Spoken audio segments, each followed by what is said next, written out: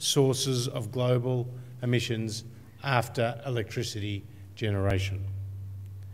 At the global level, we know that tropical forests store 25% of the world's carbon and harbour 96% of the world's tree species. Turning to the Asia Pacific, we know we have some of the most significant tracts of rainforests anywhere in the world. However, the trends in forest loss in the Asia Pacific are of some concern. Just looking at the forests of Southeast Asia, between 1990 and 2010, these forests contracted in size by 3.32 million hectares, an area greater than that of Vietnam.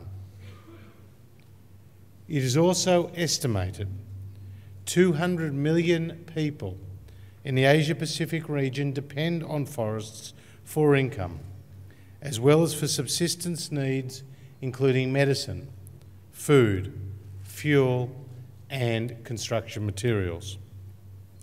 Statistics like this are compelling.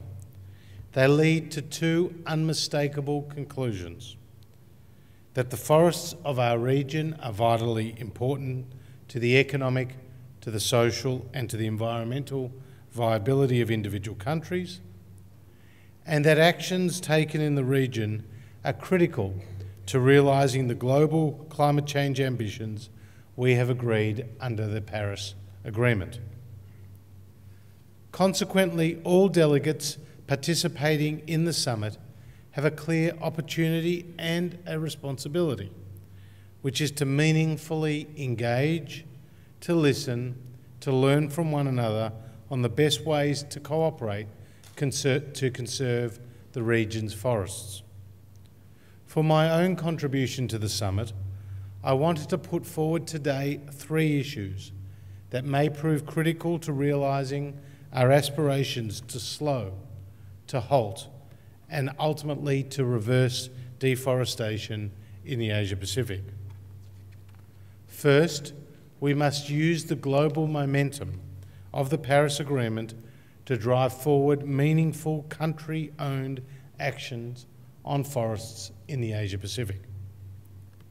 Second, we cannot forget the important role of markets, of strong institutions and governance to drive and sustain these changes. And lastly, we must recognise, welcome and encourage the critical role of the private sector in scaling up these efforts to improve outcomes in our forests. Now let me reflect on each of these individually. Fundamental to the Paris Agreement is the acceptance by all countries of the need for an effective and progressive response to the threat of climate change. This is based on the best available scientific evidence. There is no doubt on the implications of the science or indeed of the scale of the challenge. The Paris Agreement provides us with a global framework to drive a unified and effective response.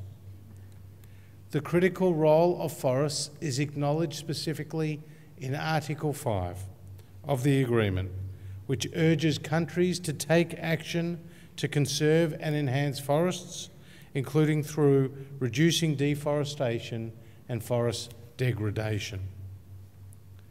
The Paris Agreement also calls for individualised action and leadership by countries. Under the Paris Agreement, countries have put forward their own commitments through intended nationally determined contributions.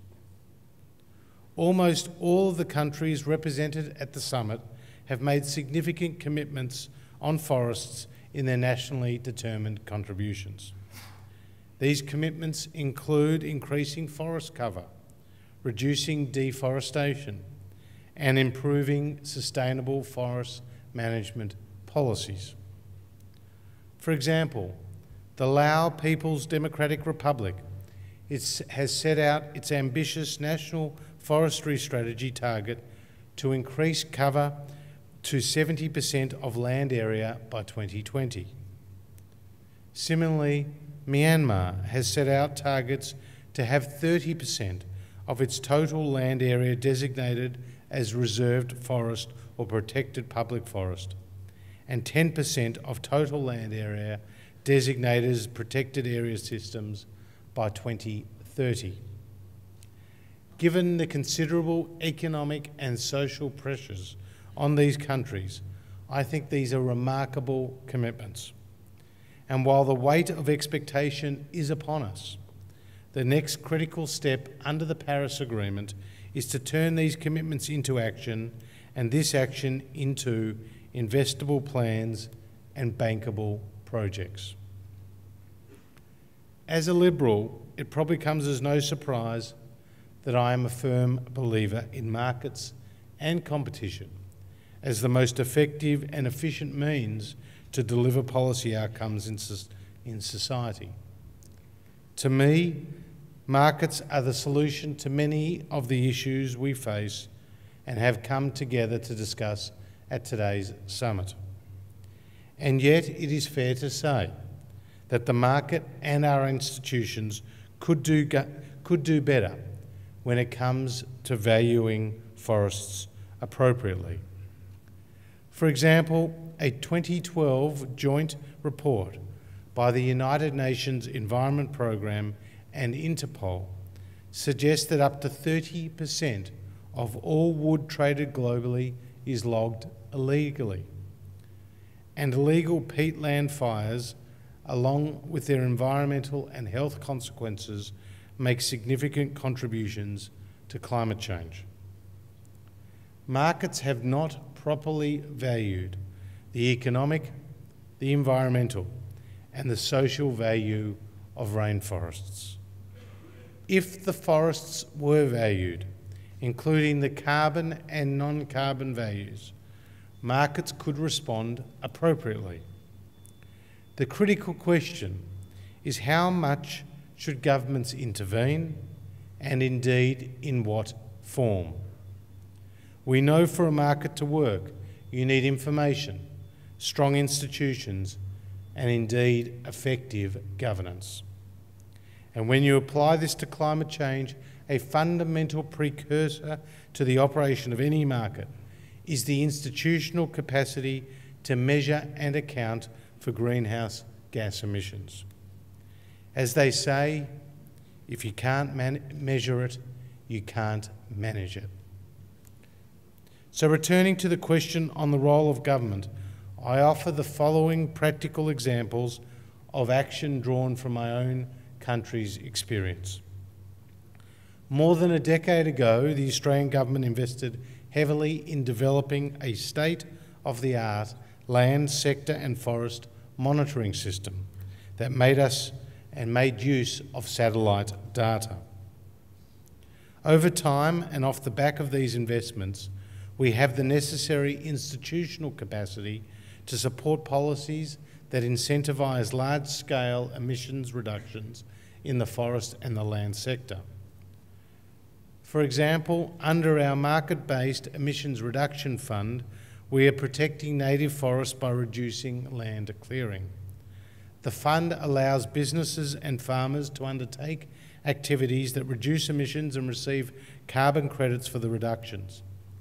The activities must meet the requirements of an approved method.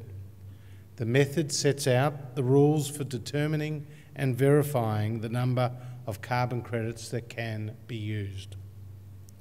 To date, the government has contracts with farmers for 52 avoided deforestation projects to deliver emissions reductions of 25 million tonnes of carbon greenhouse gases. This is achieved within a clear regulatory and governance framework. The fund is administered by the Clean Energy Regulator. That said, one issue we still face in Australia is how do we place a monetary value on the biodiversity and the ecosystem services provided by our lands and forests. While my department and many others are working on new ways to value biodiversity and use this to mobilise private sector investment, I see this as a shared problem for our region. One other thing that governments can do is to share knowledge and lessons learnt. And this is what the Australian government has done and will continue to do in sharing our forest monitoring expertise with countries in our region. We have done this bilaterally with Indonesia, and I'm pleased to announce today that Australia has committed to work with Indonesia on the second phase of its national carbon accounting system, with a special focus on emissions from peatlands. And we have also been working in partnership with Norway and the United States through the Global Forest Observations Initiative to extend the outreach to more countries in our region. This initiative promotes a globally integrated approach to measuring forest emissions using satellite-based data. The work is already making a tangible difference in supporting countries in our region to measure the emissions from their forest resources. These are great practical initiatives that Australia is proud of, and this summit provides an opportunity for delegates to learn more about them and how they could help countries meet their own commitments under the Paris Agreement. For those who want a hands-on experience, my department will be running a demonstration of the release of the Global Forests Observations Initiative's online tool called Red Compass at the summit tomorrow afternoon. Red Compass has just been updated to take account of the Paris Agreement. We know that making real progress on climate change and conserving our forests requires the participation of the private sector. Indeed, a core tenet of the Paris Agreement is the need for both governments and the private sector to invest in activities that lower greenhouse gas emissions and develop climate resilience. In the past, the business case for forest protection has been challenging to make, and as a result, it has been difficult to attract private sector investment in the scale that is required. But this is changing. Institutional investors are beginning to turn their attention to sustainable development because they see a shift is taking place, and they see the potential of commercial returns. We are on the cusp of significant opportunities, but as the region, we need to be better prepared by creating the right conditions for well-functioning markets to develop and to facilitate large-scale private investment in activities that do conserve forests. My predecessor, Greg Hunt, recognised this and established the Private Sector Roundtable as part of the Asia-Pacific Rainforest Partnership. And I would like to thank the chair of the Roundtable, Ms. Ada Greenberry of Asia Pulp and Paper, and the deputy chair, Mr. Martin Wilder of Baker & McKenzie, for spearheading this initiative over the last 6 months. Your support, your expertise, and your time and effort is greatly appreciated. I was pleased to be briefed on these promising pilot projects and the policy briefs put forward by the Private Sector Roundtable. For example, there are private sector projects that are working on peatland protection in Indonesia. Another that is generating voluntary carbon units in Papua New Guinea, as well as interesting projects on how the legality of timber sourcing can be improved through DNA sampling of timber species in supply chains.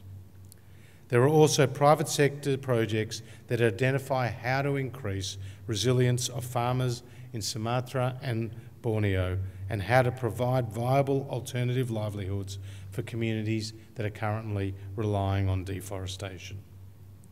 And I know that the likes of Credit Suisse and Baker & McKenzie have been working hard in this context on identifying how finance can reach the communities that rely on forests for their livelihoods in order to